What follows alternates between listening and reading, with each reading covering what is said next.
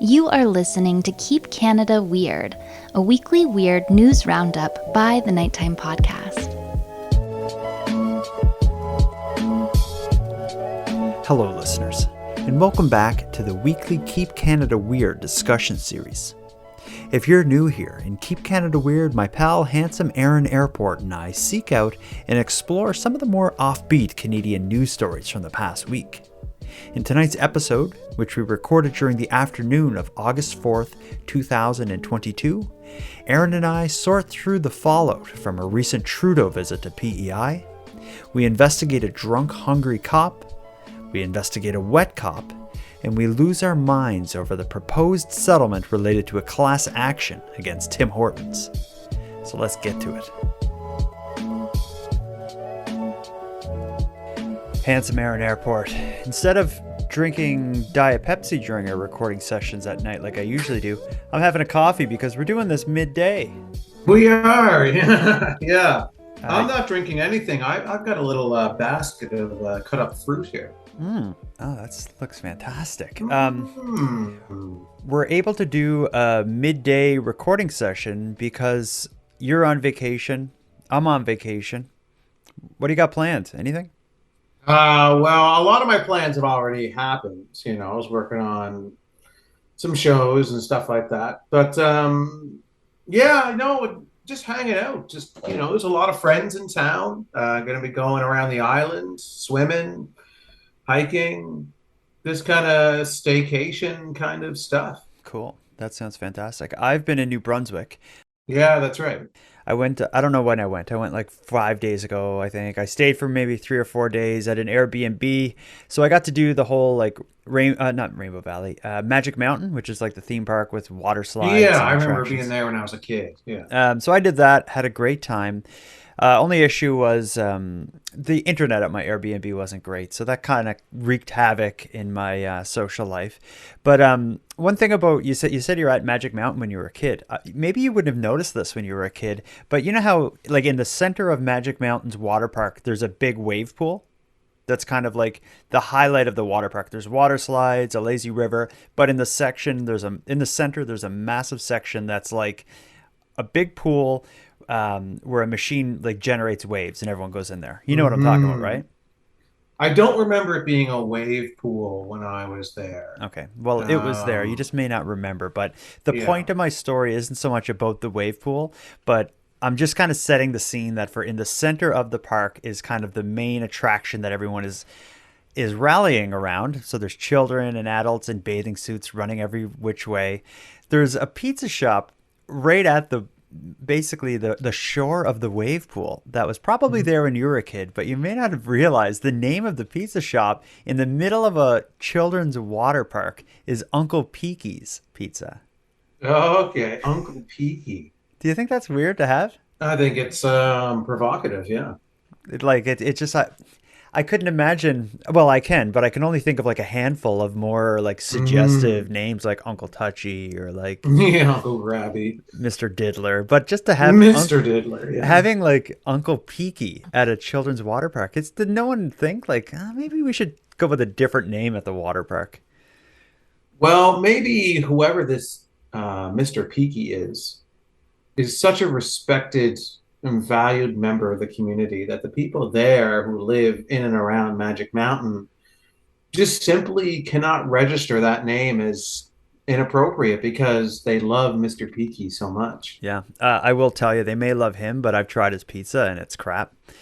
So if anyone listening goes to Magic Mountain, I would just stay away from Mr. Peaky for a bunch of reasons. One is his pizza is just not great. The other is potential peakiness. It's just, I'm not one to judge a book by its cover, but I am one to judge a book by its name. And Mr. Peaky at the children's pool just doesn't seem like the kind of place I want to hang around. I can understand that. Yeah. But that's not what we're here for. We have a mandate. Once a week, we're required by the Canadian government to keep Canada weird, and they suggest we do so by finding and highlighting a collection of weird, offbeat, and unusual Canadian stories. And boy, are we going to deliver this week.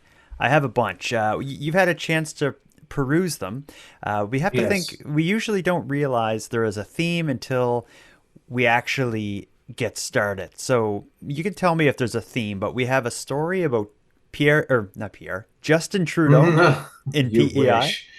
Yes, we have Justin Trudeau in PEI. We have a drunk and hungry cop. We have a wet cop.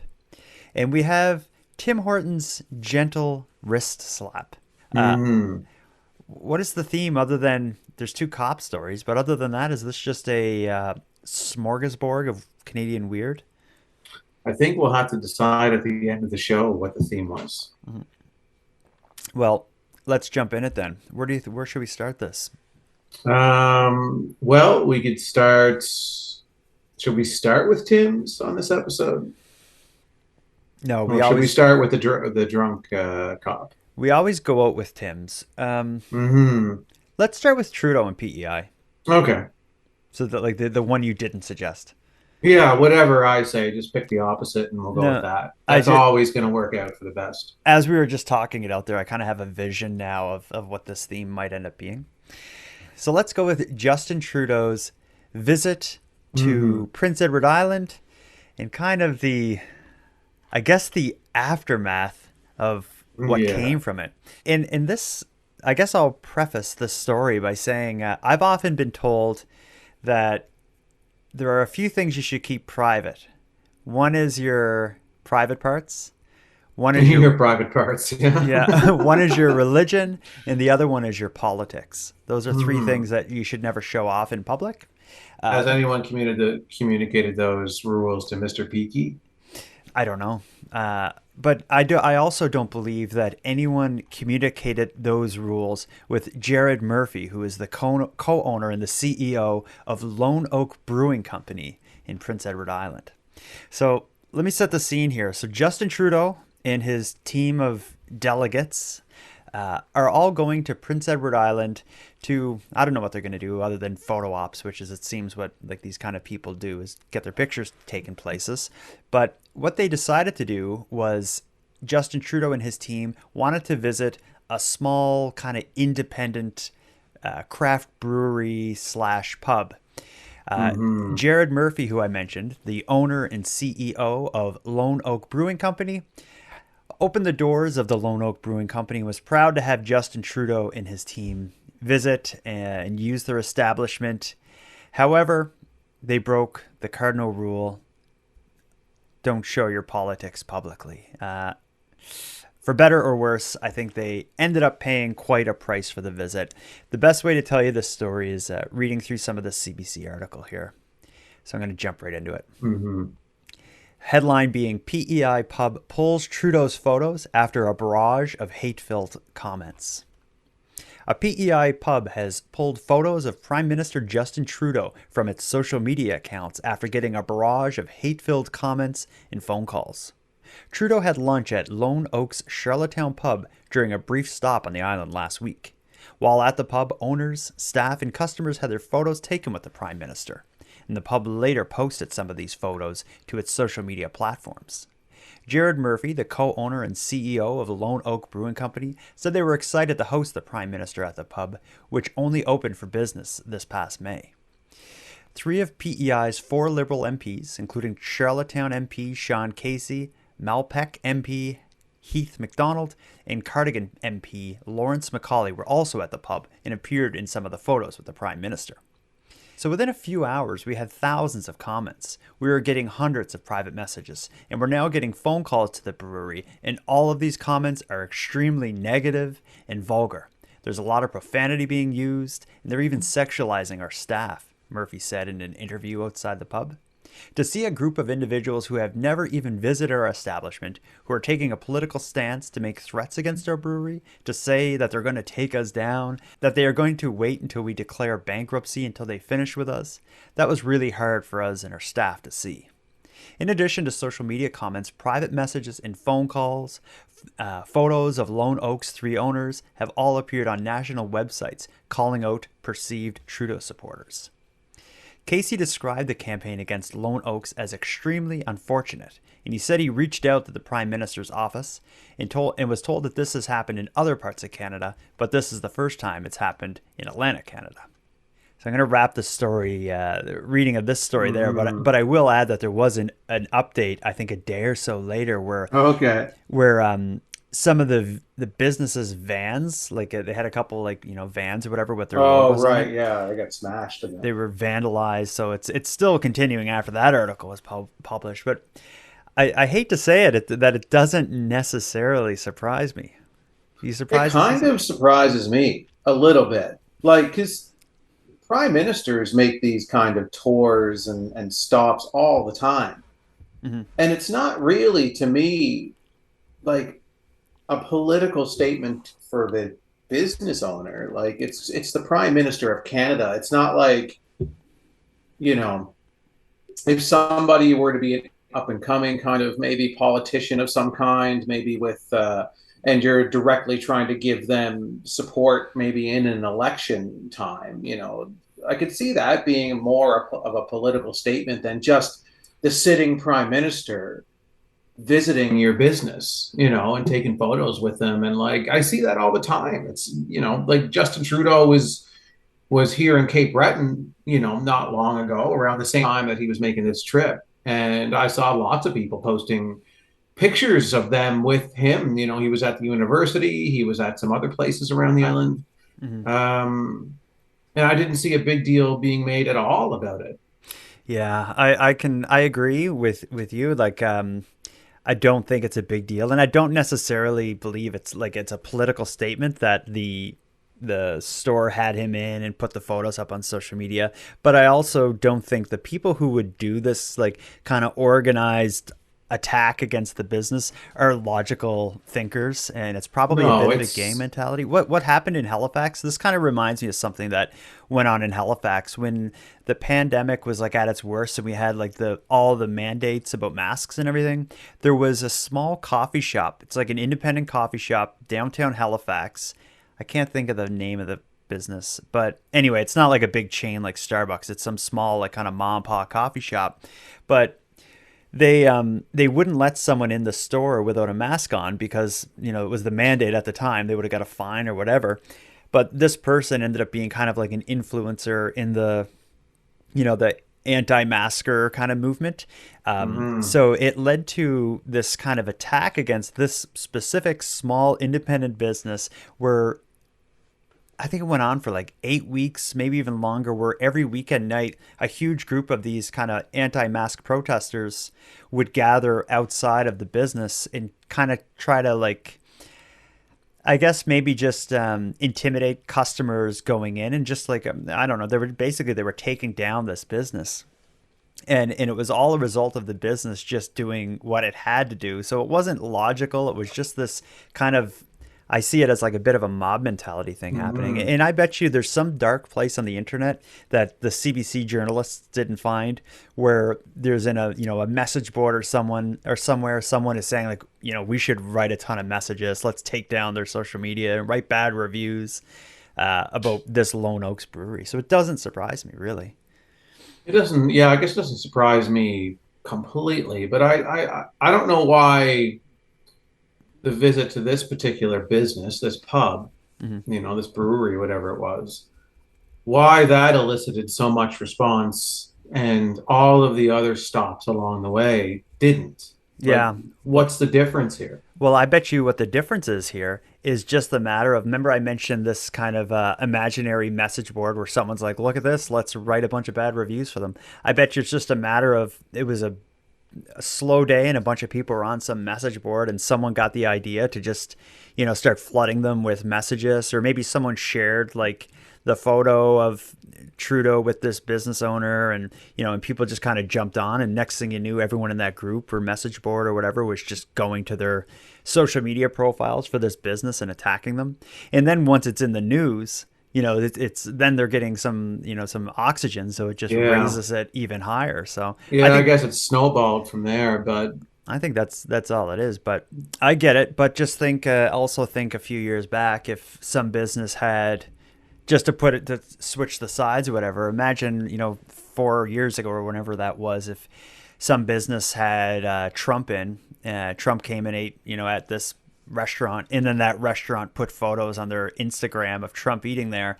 there would be a ton of people who would be like, how dare you? You know, so it's just Trump is a bit of a different animal, though, altogether. Like I know a lot of people feel the same way about Trudeau that people feel about Trump, but I don't know. Trump is in his own league, though, in terms of yeah, how polarizing he is. I get it, but But I remember when Harper was here on the island one time when he was prime minister, and I remember him visiting lots of places, and nobody really put up a fuss at all. Nobody cared. You know, I remember going to the fudge shop and trying local fudge, and people getting photos with them, and Mhm. it's I the prime minister. I think the climate, though, like even since Stephen Harper was our prime minister, I think the climate has changed so much. And people who are against the government it's like just, I think a lot of them, even in Canada and other parts of the world, have taken influence from the way it was all handled in the United States with Trump. So, Yeah, it's again goes back to how inflamed media and social media make things. yeah. Like it's really the ultimate problem here, and why people get so upset is that they're able to rile each other up, and make something into a bigger deal than it would normally have been. Like if this was 20 years ago, like never in your wildest dreams would anybody care about a sitting prime minister visiting a local business on their trip to that province. In Like the it, business, using it for publicity by of putting it up course, that's why online. you'd want the prime minister to visit you, to get publicity for your business so you can make money. It's Mhm. just the normal way things are done. Mhm. But like social media, like and message boards, and just the access to other people that we have, that just send each other into a tornado of just negativity and hate, and it spirals out of control to the point where it's blown into this bigger deal than it ever would have normally been. Well, I think supporters of Trudeau and supporters of this business have been rallying around Lone Oaks Brew Pub, or whatever the name of it is. So I think in the end they're going to end up probably breaking even. But it's man, what a mess. I'm glad I'm a province away from that. Let's move away from this politically charged discussion, though, and get into something more easy for the listeners to enjoy, which is something like a drunk, hungry police officer. Want to get into that? Yeah, let's get into So that. this is a two-parter. I'm going to make this a Keep Canada, or I'm going to have this two-part story about cops be a crime in Canada, both because there's crimes taking place and because they involve law enforcement. Yeah.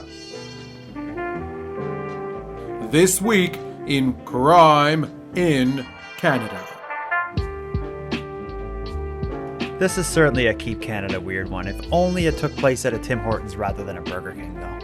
That's where we prefer most of our stories to happen. Yeah, but we'll take Burger King every once in a while, especially if it involves a drunk, hungry cop.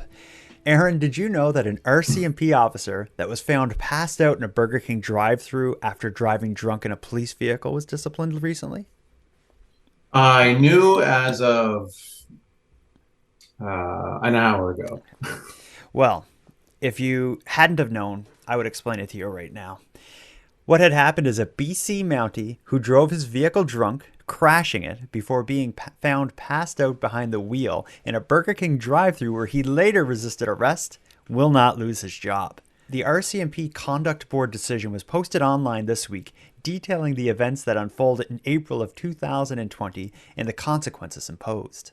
In deciding not to terminate the officer, the board noted that he was suffering from undiagnosed and untreated alcohol use disorder and post-traumatic stress disorder at the time. Constable Blaze Picketts, who is a police dog handler, was allowed to take his vehicle and canine colleague home with him. The disciplinary decision says this is a privilege that he abused, particularly since the dog, along with his police-issued weapon and ammunition, were in the car with him when he drove drunk on his day off. The decision says Picketts started drinking at a colleague's home around 1 p.m. after several officers and their dogs finished up some training exercises. While there, Picketts made one additional trip to the liquor store in his police SUV around 4 p.m. and resumed drinking upon his return. He didn't leave the colleague's home until 2 a.m., driving roughly 25 kilometers to Maple Ridge. While crossing the Golden Ears Bridge, Constable Pickett scraped his police vehicle on the concrete barrier on the side of the road, causing approximately $7,000 in damage to the rear and passenger side of the vehicle. Pickett's deliberate choice to drive drunk was highlighted as an aggravating factor by the Conduct Board.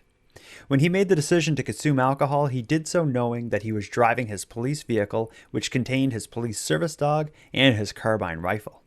He had the option of staying at the house where he was drinking, but he chose to drive home, the decision says. Once in Maple Ridge, Pickett parked in the drive-thru of a Burger King. An employee saw him unconscious and tried to wake him for 20 minutes before getting scared and calling 911. When officers arrived, they found the vehicle's engine running. Pickett's passed out with a credit card in his hand and an open container of alcohol on the floor of the vehicle. The fact that the vehicle was marked and that there was a carbine and other police equipment visible meant that the responding officer's risk assessment was high, as he was unsure if he was dealing with a police officer who may be armed or someone who had stolen a police vehicle. Once aroused, Pickett refused to give a breath sample by biting the straw, turning his head away, and not blowing hard enough.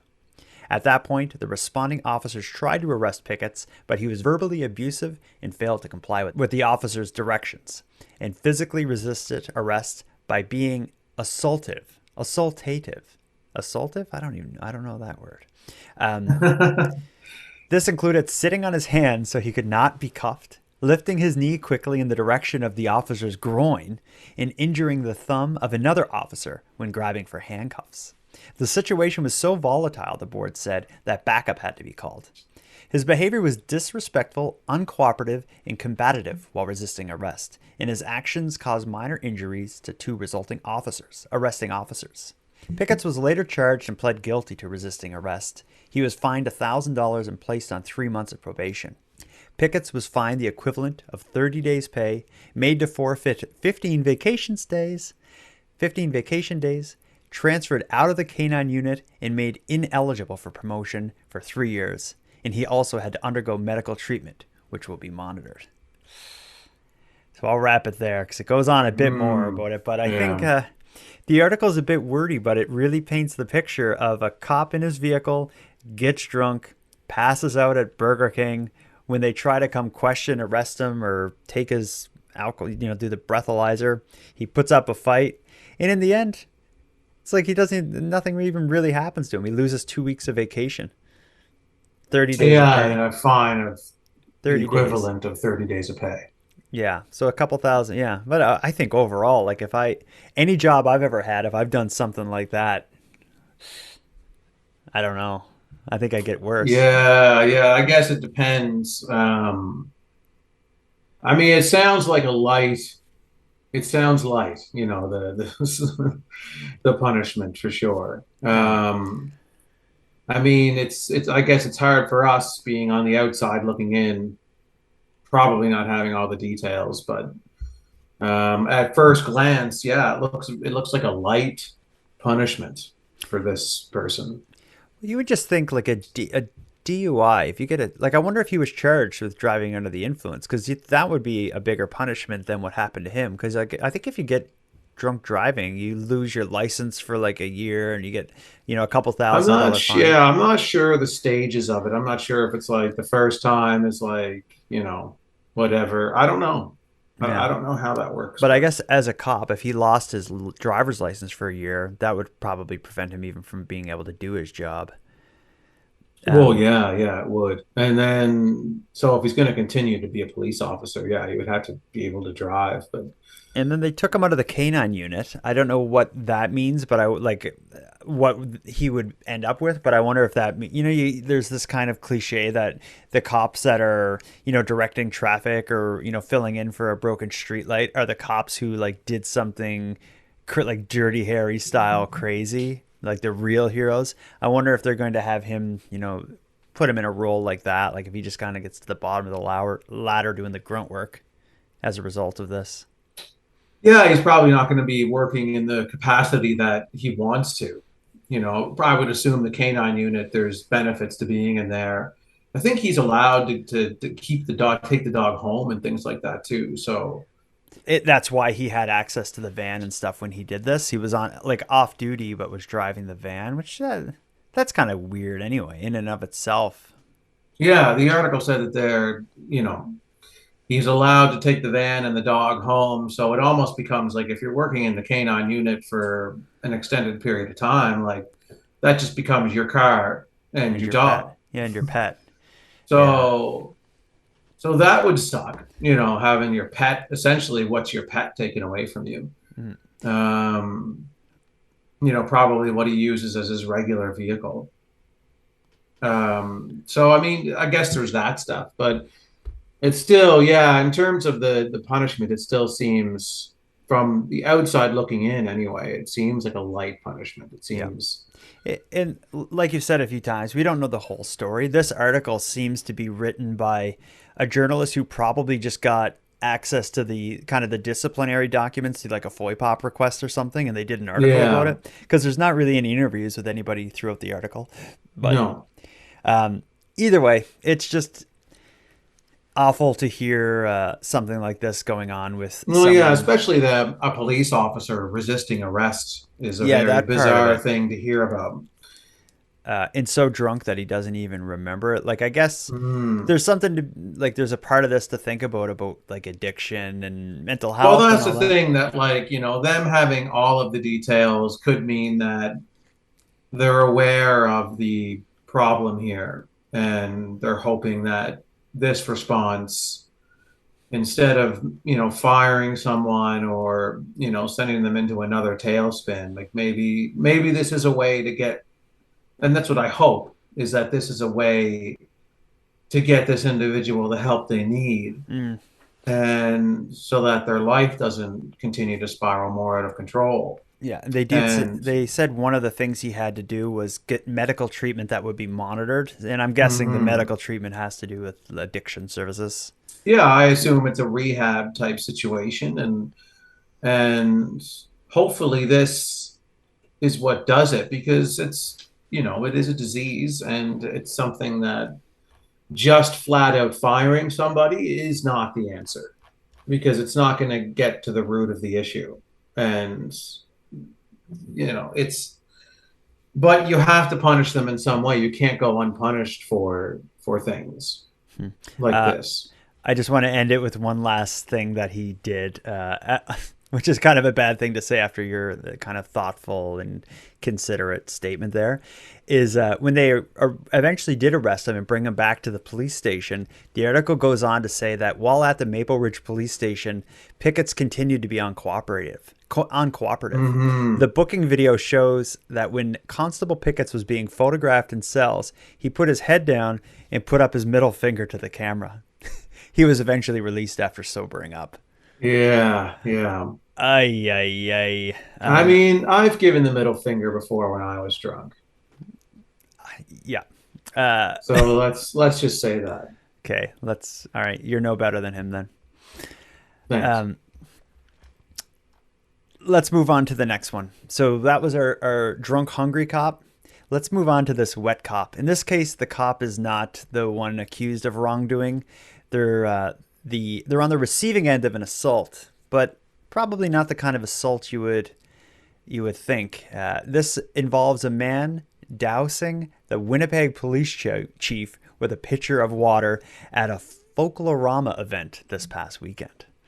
We'll get into a discussion here about what constitutes assault, but let me just read this. Hmm. A man is facing a criminal record after allegedly pouring a pitcher of water on Chief Danny Smith of the Winnipeg Police Service at a folklorama event on the weekend.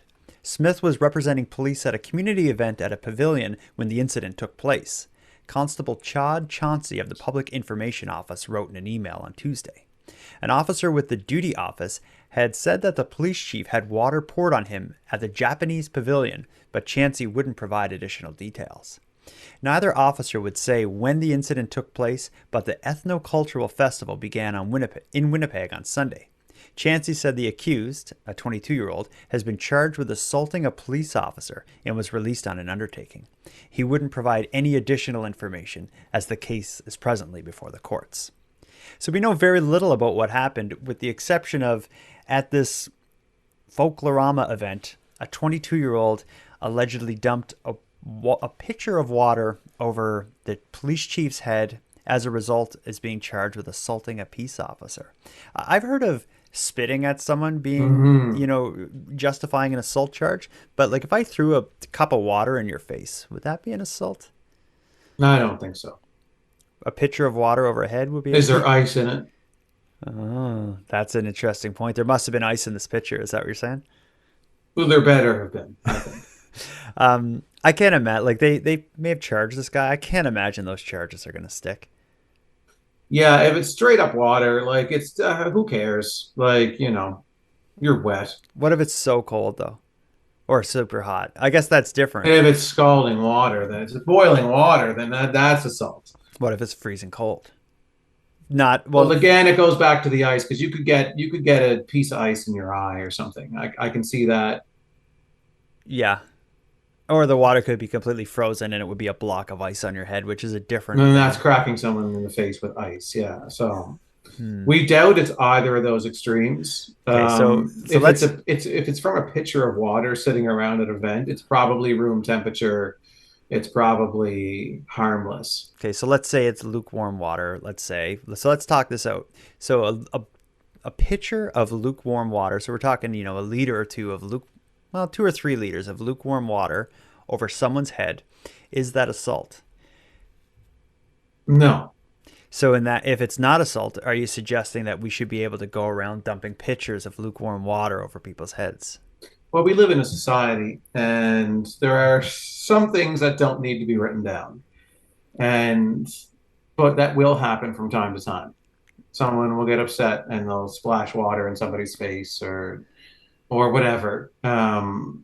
It's not going to happen all the time. People just aren't going to do it because most of us aren't going to do that. I don't think we need to worry about this setting some kind of precedent that, oh, it's okay to do that. I've been waiting for this day. I've got all these jugs of water around me, completely unpoured, that I just can't wait to dump on people's heads when they least expect it. It's like no one's going to do it anyway because it's stupid. Yeah, so it's you just think the government has no reason to regulate or get involved with legislating. No, there should be no intervention required by the government with this issue because it's not an issue.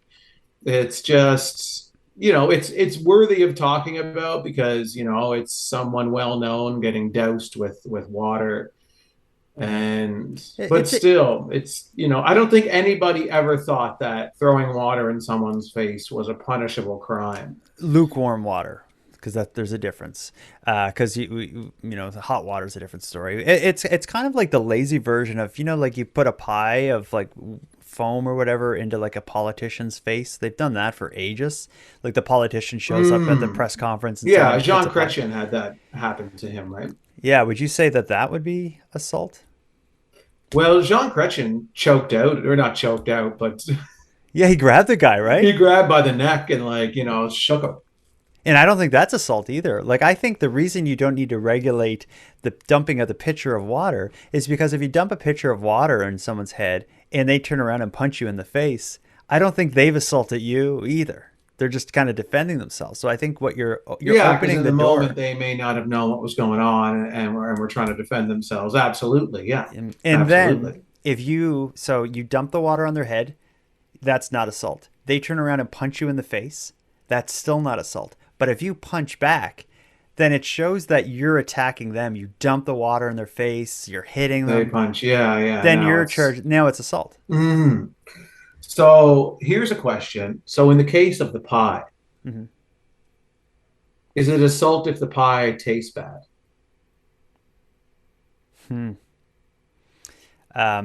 These are the things we need to hash out. Well, here's the thing. If it tastes bad, is it taste bad to you? Like you don't like lemons and it's lemon pie? You could be allergic to some of the ingredients. Then it's assault. See, water is I don't know anybody who's allergic to water because we're made of it. But I think we're going to get into the kind of the territory of negligence. If I put a pie in your face and it's a strawberry pie, let's say, the average person enjoys strawberries. So how would I know that you have a distaste for strawberries? That would boil down to the court. So say I guess it'd be more in the circumstances of allergies. Yeah, So you're say allergic. you How have would a I? rhubarb pie and you hit me in the face with it. You didn't know I was allergic to rhubarb. I end up in the hospital. Then and then I want to get some type of retribution Yeah. for which would be justifiable because what you did unprovoked, that I didn't consent to having a rhubarb pie in my face. I'm allergic to it, and you just put one in my face, and I'm in the hospital now. I'm probably coming after you, Yeah, but legally. legally, you're not coming after me using the Canadian Criminal Code. It's still not assault, but you could certainly come after me in a civil court. I was Hmm. negligent with the type of pie smashed in your face. You sue me for all I'm worth. Yeah, yeah. If I, you know, I guess it'll probably all depend on how allergic one is to rhubarb. Is there levels of allergic? I don't know if anybody's allergic to rhubarb. I'm sure it probably exists, but Oh, it I don't probably is. know. But you say how allergic? Like on a scale of 1 to 10, I'm 3 allergic to rhubarb. This would be an amazing court case to see that litigated. Well, that's what will be interesting is say if I'm suing you because you put the rhubarb pie in my face, then it's up to you and your legal team to prove that, like, here's why, you know, we can't be sued for this because they're only whatever allergic to it. And, you'd have to come up with a really creative Yeah, I could get like defense. kind of surveillance photo of you at like the market standing right next to the rhubarb display and be like, he's clearly Mhm. not 10 out of 10 allergic to this Yeah, rhubarb. my family practitioner takes a stand. Ever since he was a boy, rhubarb Yeah. would kill him. I've His resuscitated. parents just wanted him to eat rhubarb for the vitamin C. But here we are. I've studied him his whole life. He Um, is a liar, but he's also allergic to rhubarb. all right. Well, I hope this one goes to court. I don't know. I don't know what'll happen, but I would say for the guy who dumped the pitcher of, we're assuming, lukewarm water, if you do anything to like the chief of police, if you're even near the line, they're gonna come after you. If he had dumped water on anyone Mhm. else in that building's head, nothing would have happened. But he picked the one person who has the long arm of the law behind him.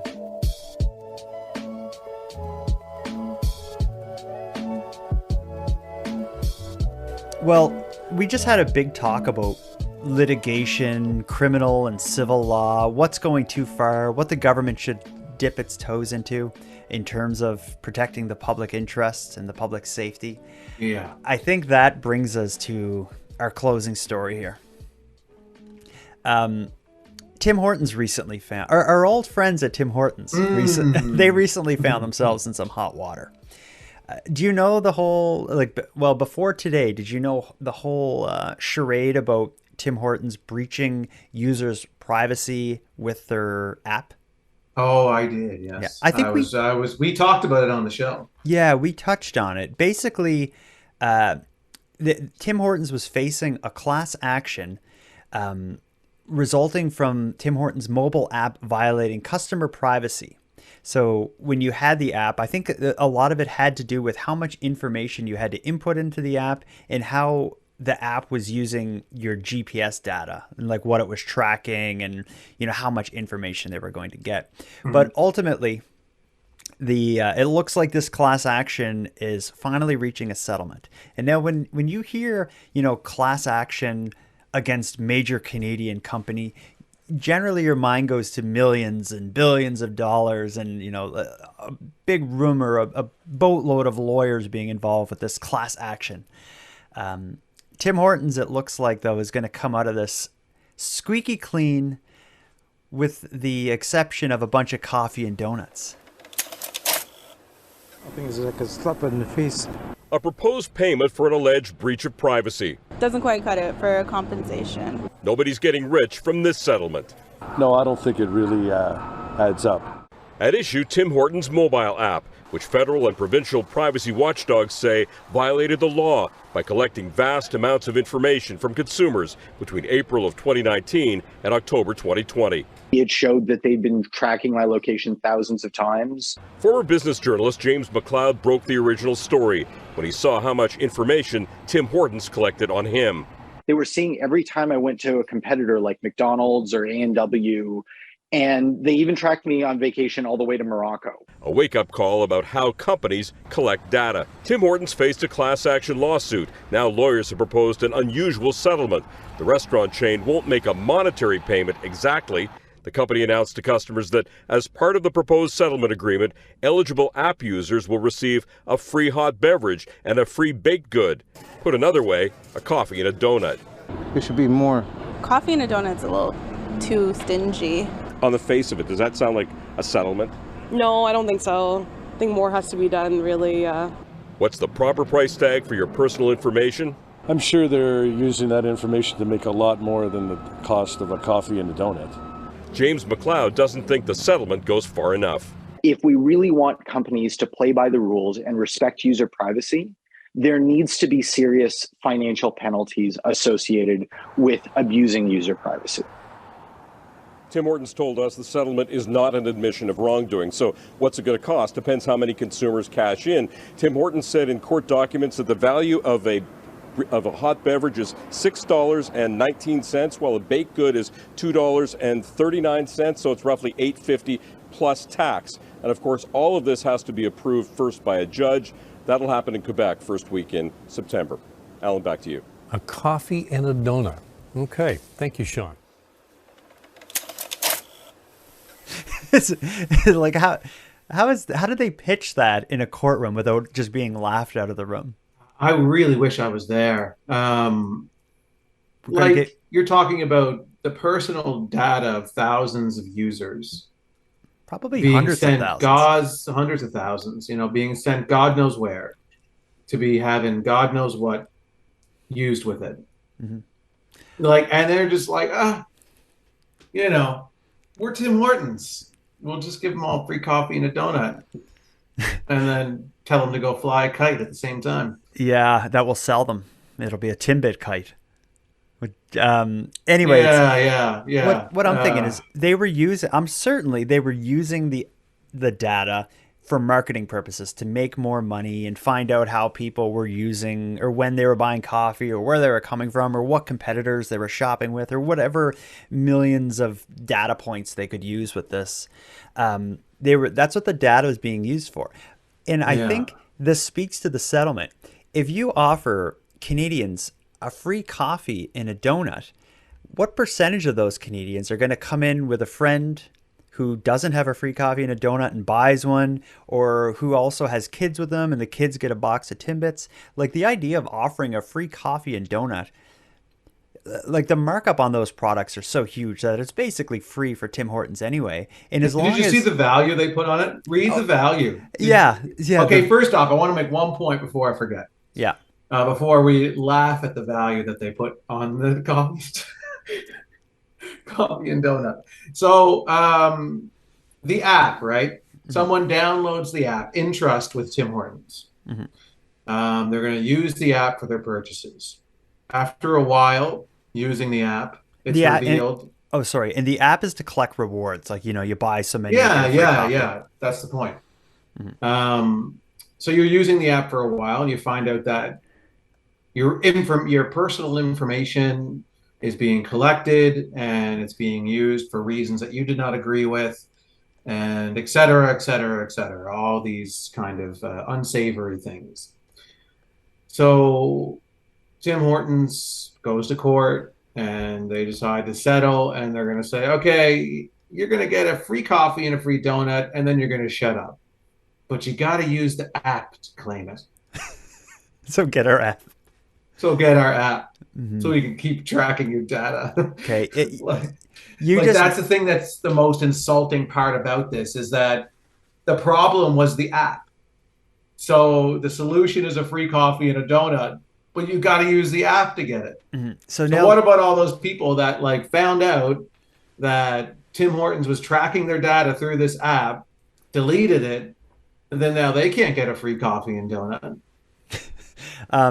You mentioned earlier the value they assigned. So in their settlement, Tim Hortons, when they offered the hot beverage and the free baked good to all affected customers, they gave a value of these. Do you have them at your fingertips there? No, I Okay. thought maybe you had the article up. I just shut it down, but the value is something like, I think they said like, I'm going to pull it up right now. It won't take me long. I'm just pulling the article up right now on my phone. According to court documents, Tim Hortons says the retail value of a free hot beverage is $6.09. Sorry. And I don't know why this strikes me as hilarious, but it just is. well, because it just According speaks to to how court- foolish and greedy they are. I know. According to court documents, Tim Hortons says the retail value of a free hot beverage is $6.19. They got their data from Starbucks, apparently.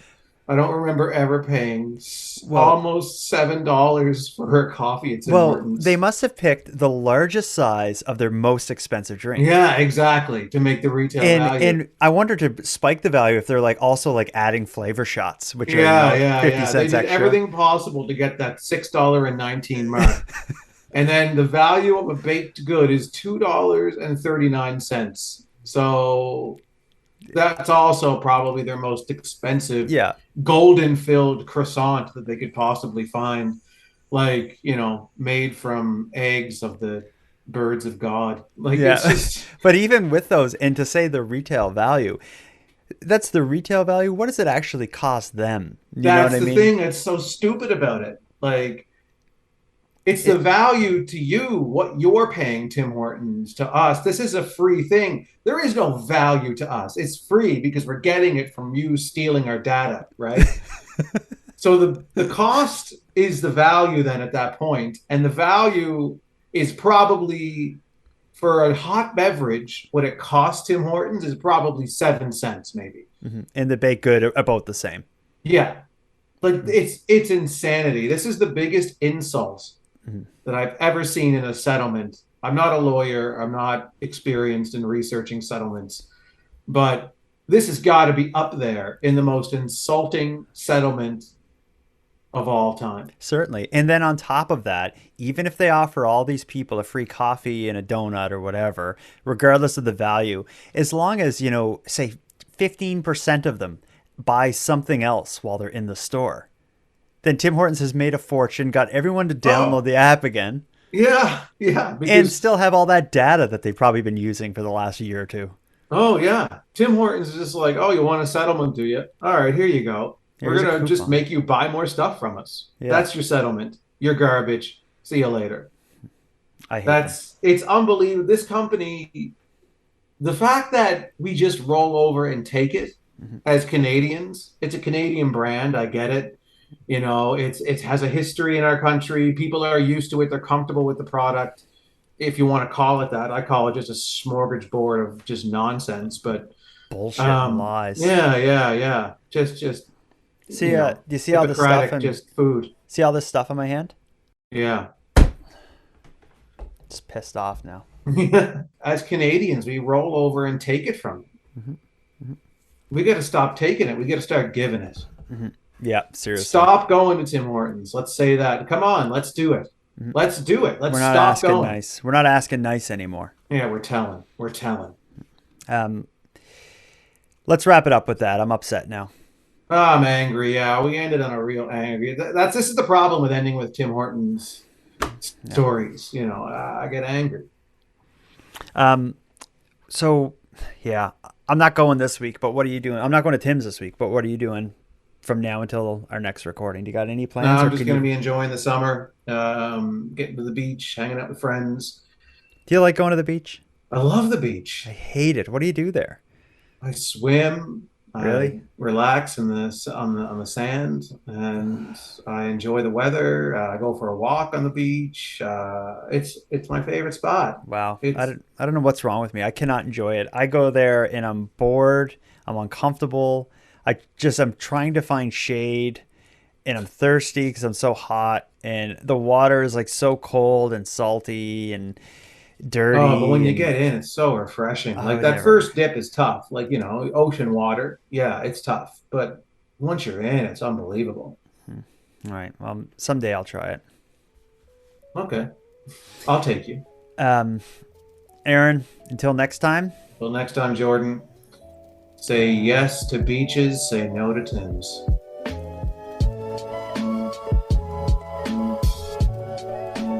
I want to thank you for joining Aaron and I for our Keep Canada Weird discussion. But before we part here, I want to give some thanks. First, a big thanks to Aaron for sharing an evening with me and with you, the listeners of Nighttime. A big thanks to the internet's favorite cult leader, Unicole, who supplies the intro and outro voiceovers.